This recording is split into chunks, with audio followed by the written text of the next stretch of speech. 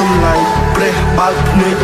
ក្រោយពីលោកផ្ទុំឆ្អែតធម្មជាតិគឺជាខ្នើយកាយផុតពីថ្ងៃស្អែកថ្ងៃស្អែកមិនប្លែកឡើយមនុស្សទេជាអ្នកប្លែកចាប់ផ្ដើមពី1ម៉ែត្របែកទៅរាប់គីឡូចាប់ផ្ដើមពីដើរហែកចែកជារោបសិនខ្ញុំសុំដើររហូតដល់ជើងមេរោគ snow លើកដៃទូស្ពតជូនទៅពេល